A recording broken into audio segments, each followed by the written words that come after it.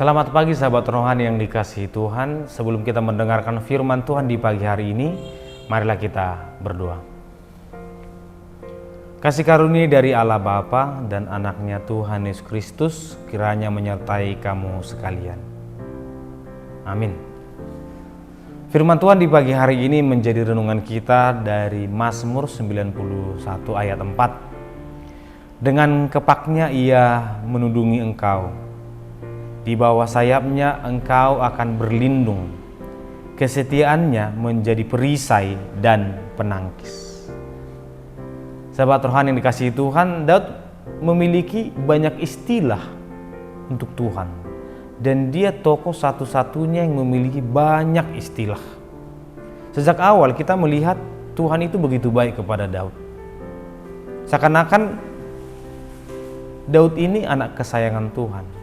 Berbeda dari raja-raja yang lain. Itulah sebabnya Daud menyebut Tuhan itu sebagai perisai, gunung batu, tembok pertahanan, dan masih banyak lagi. Tetapi mengapa tokoh lain tidak menyebut hal yang sama? Karena memang mereka juga tidak merasakan perlakuan yang sama dari Tuhan. Jadi kalau kita lihat ada 3 raja-raja besar, misalnya Saul, Daud, Salomo, dan masih banyak yang lain. Berbeda perlakuan Tuhan terhadap mereka. Jadi wajar respon ketiganya juga berbeda. Tetapi kembali pertanyaannya, apakah memang Tuhan memilih dalam mengasihi?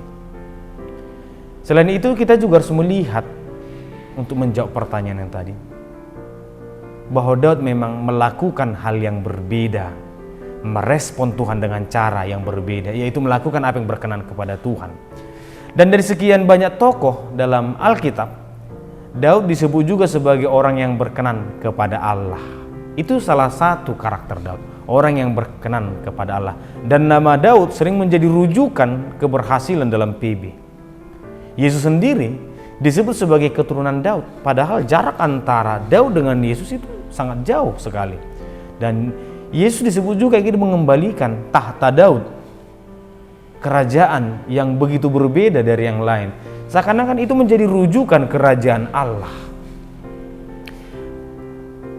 Penyertaannya atau kehadiran Allah dalam hidup Daud itu hampir terlihat ketika Daud dipilih menggantikan Saul. Maka mari belajar menemukan apa yang Tuhan mau, agar kita juga menjadi orang yang berkenan kepada Tuhan. Yang pertama mungkin kita harus renungkan, jangan pernah memaksakan apa yang kita mau. Dan meminta Tuhan menghendaki, memberkati apa yang kita minta tadi. Seakan-akan apa yang kita mau itu juga harus kehendak Tuhan. Ketika Daud berkenan kepada Tuhan, maka mari kita melihat bahwa Daud selalu mengabaikan kepentingan pribadi. Apapun yang Tuhan inginkan, itu yang diutamakan, itu yang dia lakukan, bukan justru memaksakan. Yang berikutnya adalah karakter yang patut kita tiru adalah pengabaian diri dalam setiap keberhasilan. Coba kita lihat Daud ketika dia berhasil. Dia selalu memuliakan Tuhan. Dia selalu mengatakan ini semua karena Tuhan, bukan karena dirinya. Padahal kita tahu bahwa Daud itu lebih hebat daripada Saul. Saul mungkin mengalahkan beribu-ribu, tapi Daud mengalahkan berasa-laksa. Tapi Daud tidak pernah mengatakan itu karena aku.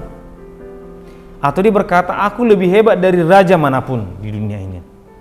Selalu dengan ketulusannya dia berkata semua karena Tuhan. Oleh karena itulah Daud menggambarkan pertolongan Tuhan seperti seekor burung yang mengepakkan sayapnya, menutupi aku, menutupi anaknya sehingga terlindung dari apapun. Kalau Daud menggambarkan dirinya sebagai anak, Allah seakan-akan seperti burung Raja Wali yang berkuasa, yang melindungi semua yang ada di bawah sayapnya. Oleh karena itu sahabat rohani yang dikasihi Tuhan, dari 2 karakter tadi kita merenungkan firman ini, setidaknya kita akan membawa 3 hal penting. Pertama, pengabaian diri terhadap hal apapun. Ketika kita berhasil, ketika kita mencapai tujuan, jangan pernah mengatakan itu karena aku. Tapi katakanlah itu semua karena Tuhan. Mari menjadi sumber perlindungan juga kepada orang lain. Mari menjadi sumber pertolongan bagi orang lain. Daud juga menjadi sumber perlindungan bagi sebangsanya, sehingga melalui Daud orang juga merasakan pertolongan Tuhan. Yang kedua, mari selalu belajar menemukan kehendak Tuhan. Apa yang Tuhan mau? Jangan memaksakan apa yang kita mau. Firman Tuhan menjadi alat kita satu-satunya untuk mengerti.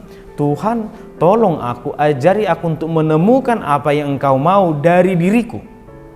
Apa yang Engkau mau untuk kulakukan hari ini. Yang ketiga, mari mengabaikan pemuliaan diri.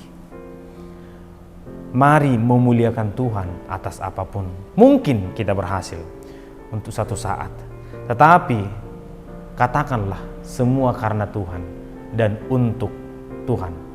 Tuhan memberkati kita. Kita berdoa. Terima kasih Tuhan, kami bersyukur di pagi hari ini. Kami sungguh merasakan kebaikan Tuhan. Menolong kami, mengizinkan kami untuk berhasil. Bila mana kami mencapai tujuan, ajari kami Tuhan untuk selalu menanggalkan pemuliaan diri. Justru kami memuliakan Tuhan. Ajari kami Tuhan untuk menjadi pelindung bagi sesama kami. Ajari kami Tuhan untuk selalu mengandalkan Tuhan dalam segala hal. Biarlah kami menjadi orang yang berkenan kepada Tuhan, melakukan apa yang Tuhan minta. Di dalam Kristus Yesus kami berdoa. Amin.